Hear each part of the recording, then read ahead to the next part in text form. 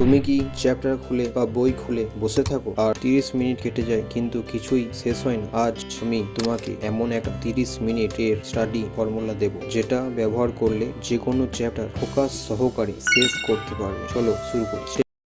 5 minute chapter scan method. প্রথমে যে ভুলটা আমরা করি, চ্যাপ্টার খুলেই পড়া শুরু করে দিই। এটা করবেন, প্রথমে 5 মিনিট শুধু স্ক্যান করবে। এর মধ্যে কি করবে না, হেডিং দেখো, সাবজেক্ট টপিক গুলো দেখো, ছবি, ডায়াগ্রাম, চার্ট দেখো, কত পেজ আছে আন্দাজ করো। এতে কি হবে, তোমার ব্রেন আগেই বুঝে যায় যে এই চ্যাপ্টারটা আমি পারবো, ভয় কমে যায় আর ফোকাস বাড়ে। Step number 2, smart reading rule. এখন আসল 20 মিনিট রুল একটা, লাইন বাই লাইন পড়বে না, যেভাবে পড়বে সেটা হলো প্রতিটা প্যারাগ্রাফ থেকে শুধু keyword, definition, formula, date, point এগুলো ধরবে। সঙ্গে হাতে একটা পেন রাখবে, গুরুত্বপূর্ণ শব্দগুলো আন্ডারলাইন করবে। মাথায় গুঁজে রাখার চেষ্টা করো না, শুধু বুঝে পড়ো। মনে রেখো, পারফেক্ট পড়া না, এফেক্টিভ পড়াই target. Step number 3, 5 minute brain dump technique. শেষ 5 মিনিট সবচেয়ে গুরুত্বপূর্ণ। বই বন্ধ করো, খাতা খুলে লেখো। কি লিখবে না, এই চ্যাপ্টার থেকে তুমি কি পড়লে, 3 থেকে 5টা মেন পয়েন্ট, ফর্মুলা বা কিওয়ার্ড। যদি না লিখে পারো মানে তুমি ঠিকভাবে পড়োনি। এই 5 মিনিটই তোমার